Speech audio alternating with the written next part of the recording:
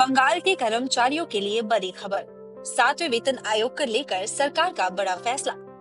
पश्चिम बंगाल सरकार के कर्मचारियों के लिए वेतन बढ़ोतरी को लेकर अटकलें तेज हो गई है।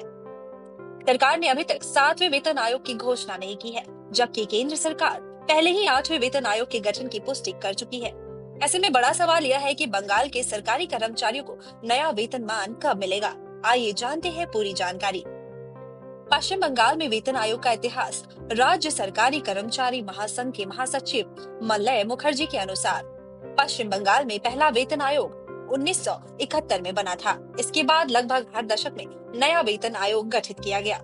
दूसरा वेतन आयोग 1981, तीसरा वेतन आयोग 1990, चौथा वेतन आयोग 1998, पांचवा वेतन आयोग 2009, छठा वेतन आयोग 2020 वर्तमान में लागू।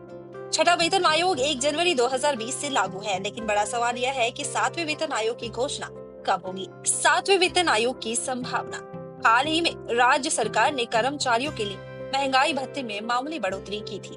फिलहाल कर्मचारियों को 14% डीए मिल रहा है, जो अप्रैल 2025 से 18% हो जाएगा।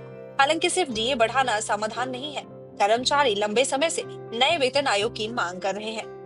केंद्र सरकार से तुलना। केंद्र सरकार के कर्मचारी 7वें वेतन आयोग के तहत आते हैं और उन्हें 53% डीए मिल रहा है। जनवरी 2026 से वे 8वें वेतन आयोग में शामिल होंगे और उनका डीए और बढ़ सकता है। इसके मुकाबले पश्चिम बंगाल सरकार के कर्मचारी अब भी 6वें वेतन आयोग के तहत केवल 14% डीए पर काम कर रहे हैं। क्या तृणमूल सरकार वामपंथी नीति अपना रही है? वाम मोर्चा सरकार के दौरान हर 10 साल में नया वेतन आयोग गठित किया जाता है। क्या तृणमूल सरकार भी यही नीति अपनाएगी? अगर ऐसा होता है तो 7वें वेतन आयोग की घोषणा 2026 में हो सकती है।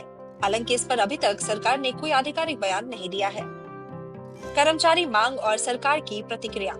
राज्य सरकार के कर्मचारी लंबे समय से 7वें वेतन आयोग की मांग कर रहे हैं, लेकिन सरकार फिलहाल डीए बढ़ाकर ही मामले को हल करने की कोशिश कर रही है। क्या सरकार कर्मचारियों की मांग को पूरा करेगी या फिर सिर्फ डीए बढ़ाकर ही संतुष्ट करेगी? इसका जवाब तो आने वाले समय में ही मिलेगा। ब्यूरो रिपोर्ट, टाइम्स पोल।